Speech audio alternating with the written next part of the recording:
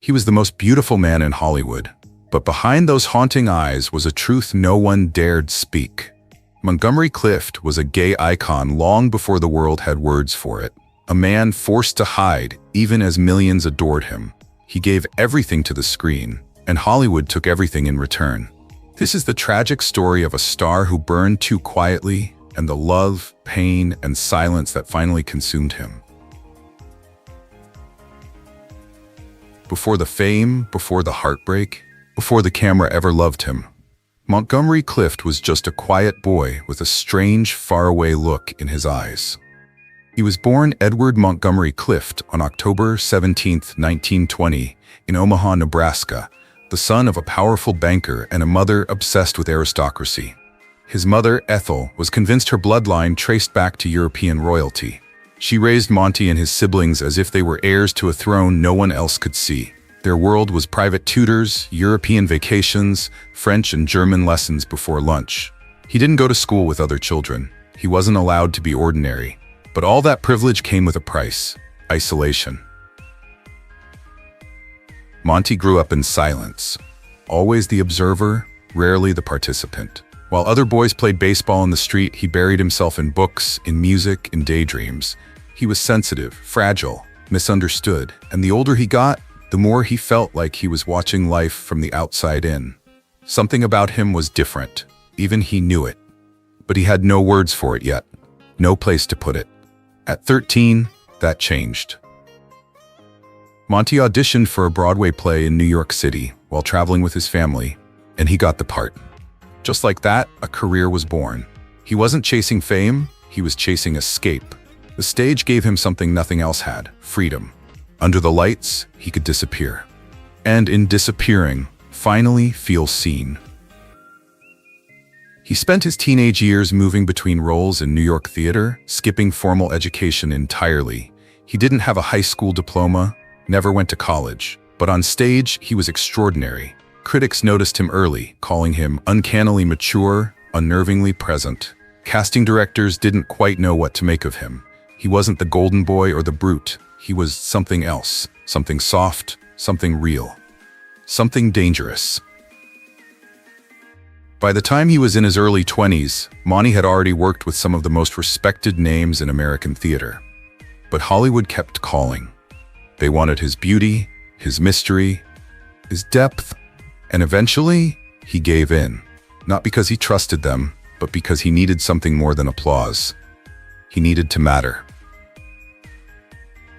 Hollywood had been watching Montgomery Clift for years. They'd seen him steal scenes on Broadway, mesmerize critics, and haunt audiences with just a glance. But when he finally agreed to try film, he made one thing clear: he wasn't for sale.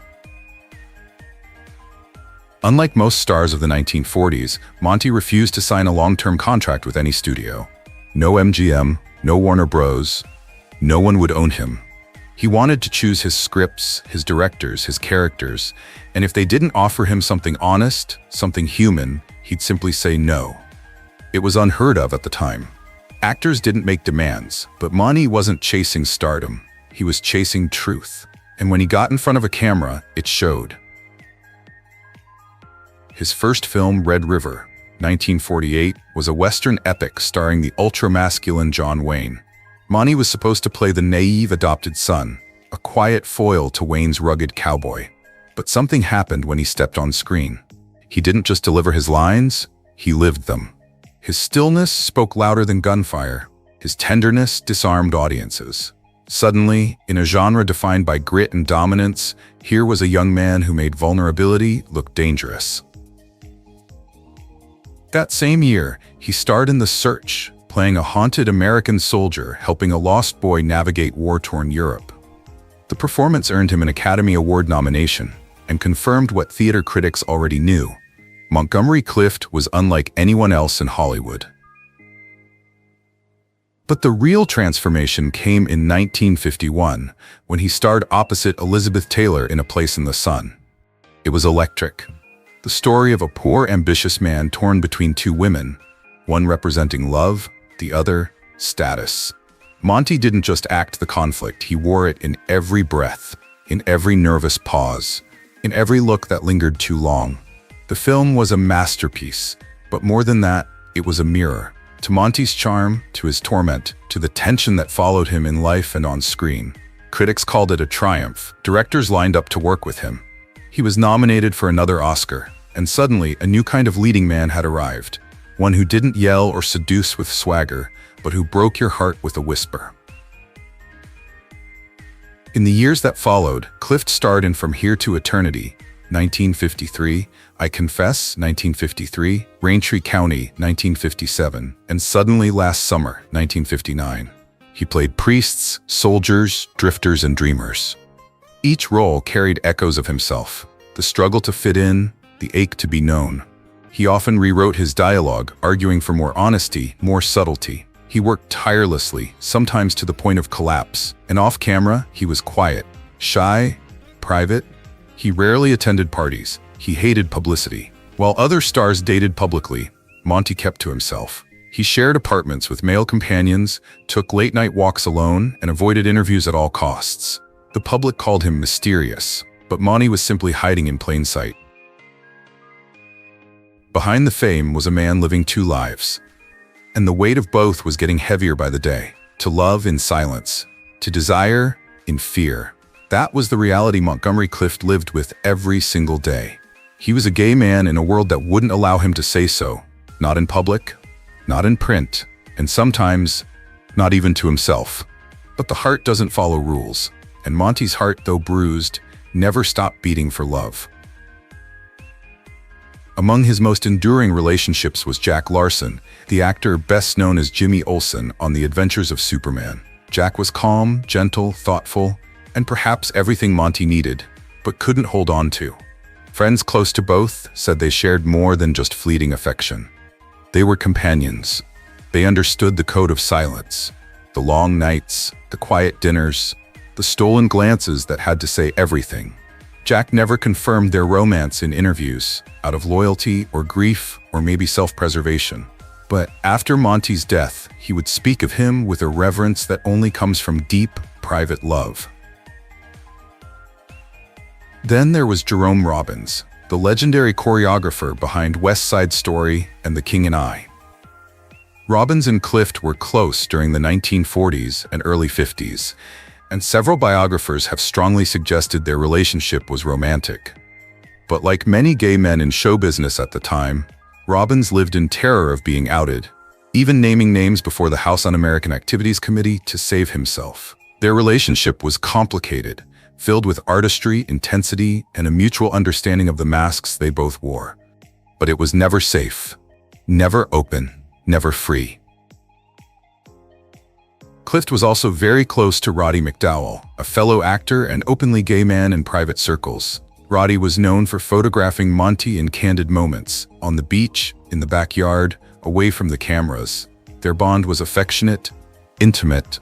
Though it's unclear whether their friendship crossed into romance, the emotional connection was profound.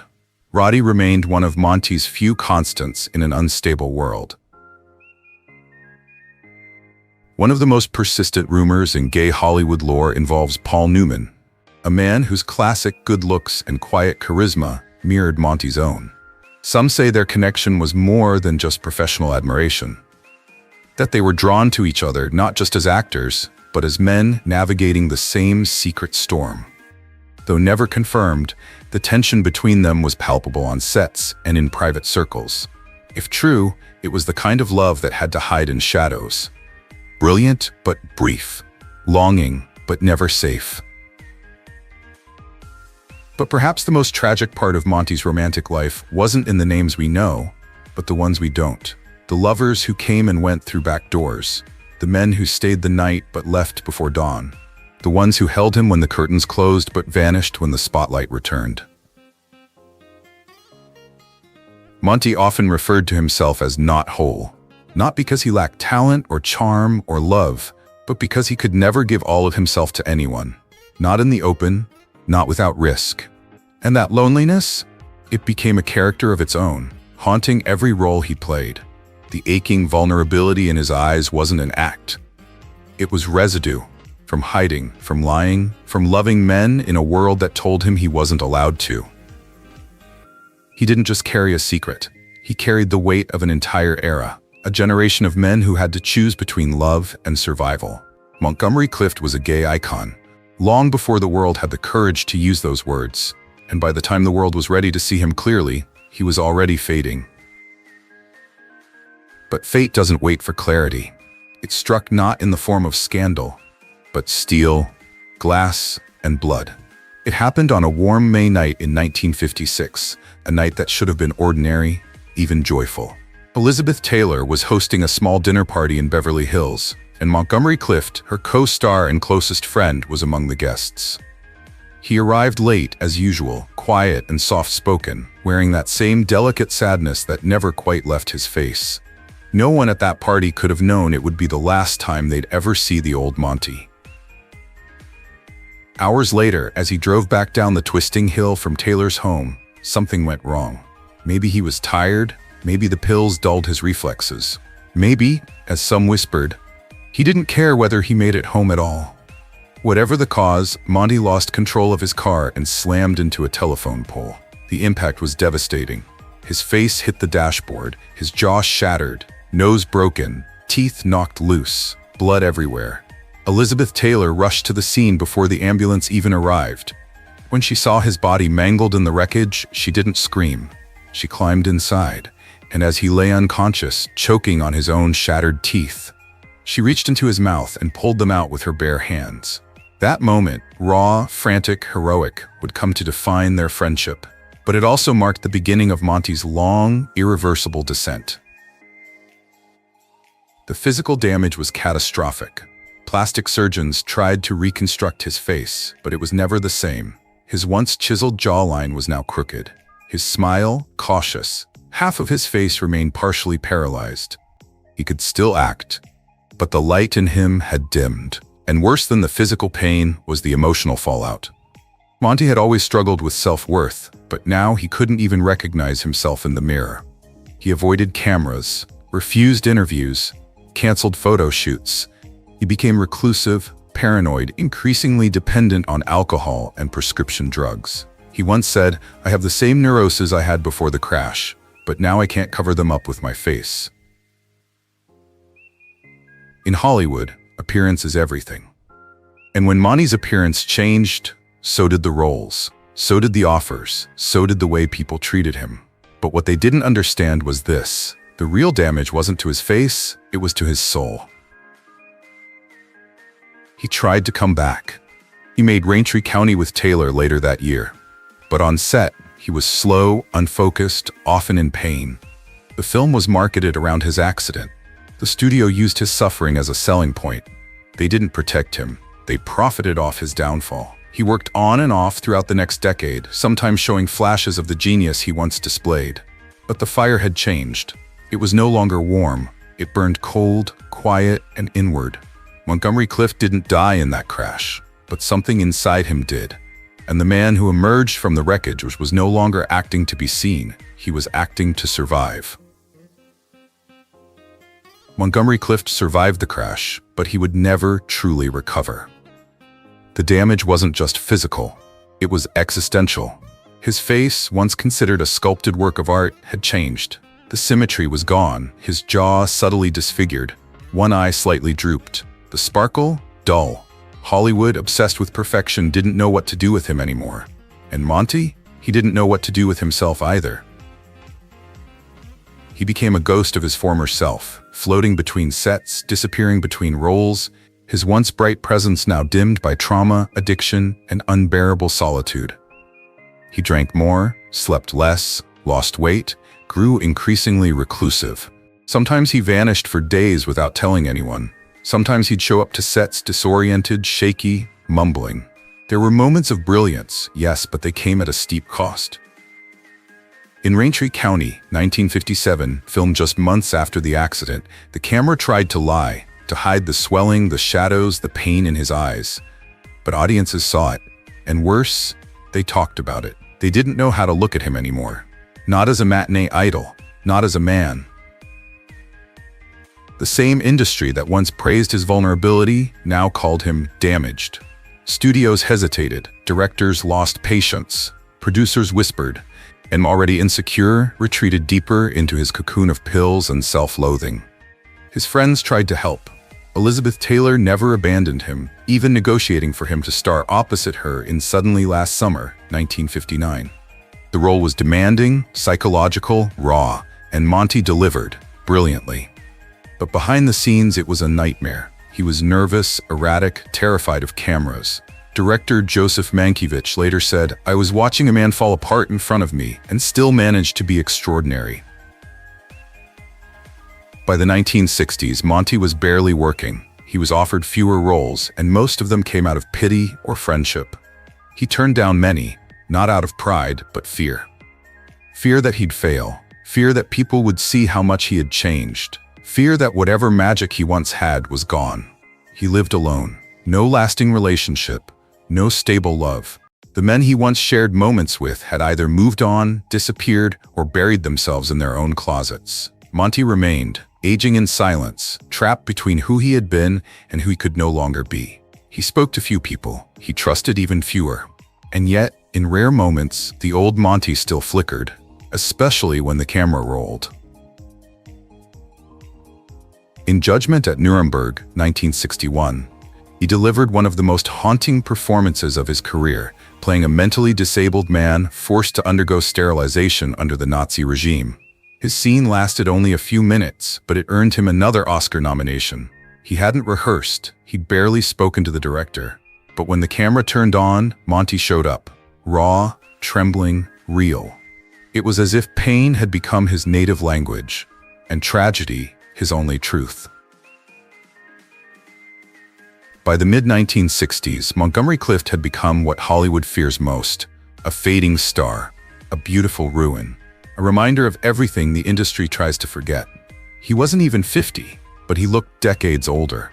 The boyish glow was gone. His once graceful posture had turned stiff, as if the weight of all those years of hiding and hurting had finally sunk into his bones. His voice, once soft and lyrical, now cracked when he spoke. But he rarely spoke. He was living alone in a brownstone on Manhattan's East 61st Street. No partner, no family. Few friends left, who still reached out. In his final months, Monty tried to stay sober. There were brief flickers of hope. He took a role in the 1966 film The Defector, a spy drama shot in Germany. The performance was decent, understated. Critics noted that he seemed more focused, more present. There were whispers he might come back. But that comeback never came. On July 22, 1966, at just 45 years old, Montgomery Clift died of a heart attack in his home. He had been watching television, alone. When his personal assistant came to check on him, Monty was gone, cold, still, and silent. There were no crowds outside the apartment, no candlelight vigils, no headlines screaming in sorrow. For an actor once hailed as the future of American cinema, his passing barely made a ripple. Even Hollywood seemed unsure how to mourn him. A man they had loved, then rejected, then quietly forgotten. Elizabeth Taylor was devastated. She had stayed by his side longer than anyone. At his funeral, she wept openly, not just for the man he was, but for the man he had never been allowed to fully become. Others who had once called him friend stayed away, fearful of what his death represented. Because to mourn Monty was to face the system that crushed him, to admit the cost of silence, to confront the way Hollywood destroys the softest souls. And still, through the tragedy, a legacy lingered. In the pages of diaries, in the margins of scripts, in the tear-stained faces of audiences who didn't even know why they felt so deeply when they watched him on screen. Monty had given everything to his craft, his pain, his love, his truth, even if he could never speak it aloud. He didn't die of just a heart attack. He died from years of erasure, from hiding, from never being able to say, "This is who I am, love me anyway." Montgomery Clift died young, alone, unmarried, with no public lover, no autobiographies, no confessions carved in interviews. But what he left behind couldn't be contained in a headline or a tombstone. He changed the soul of American cinema. Before Monty, male actors were expected to be invincible. Cowboys, conquerors, detectives with cold fists and colder eyes. Emotion was weakness. Sensitivity was a flaw. But then came this strange, beautiful man with trembling hands and watery eyes, who made the audience lean forward just to catch a whisper of his pain. Monty didn't act to impress. He acted to survive, to explain himself, to the world maybe, but mostly to himself. His performances weren't polished, they were alive. In A Place in the Sun, you could feel his panic bleeding through the screen. In From Here to Eternity, his silence hit harder than the explosions. And in Judgment at Nuremberg, he delivered the most devastating testimony of his career, as if somehow he was finally telling his own truth. He was nominated for 4 Academy Awards. But more than trophies, he earned reverence from Brando, Pacino, De Niro, Daniel Day-Lewis. Actors who changed the craft because Monty changed the standard. Yet his legacy goes beyond acting. He became an unspoken symbol in the queer community, a man who walked the tightrope between stardom and secrecy. He never came out publicly, never used the word gay. He couldn't. Not then. Not without losing everything. But every photo, every role, every nervous smile, every man he dared to love behind closed doors became a kind of archive, a quiet, coded record of a life lived in the margins. And those margins, they matter now more than ever. Today, Montgomery Clift is studied in film schools and memorialized in queer retrospectives. His image appears on posters, in essays, on timelines that try to capture what he meant, but none of it feels quite enough. Because Monty wasn't just a figure. He was a feeling. The feeling of holding your breath in a world that doesn't see you. The feeling of being watched, but never known. The feeling of loving with your whole heart and having to pretend it's something else. Monty gave us that, without asking for applause. And maybe that's why his story still hurts. He didn't get to live freely, but he made it possible for others to. And in that quiet revolution, not with marches, not with speeches, but with truth stitched into every frame, Montgomery Clift became more than a forgotten star.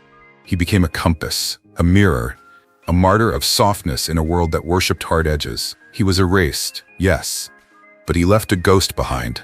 And for those who carry that same kind of ache, he's never really gone. If this story moved you, not just because it was tragic, but because it was true, then maybe Montgomery Clift still matters. Maybe he still lives, in every artist who refuses to harden, in every soul who's ever hidden their love in the shadows.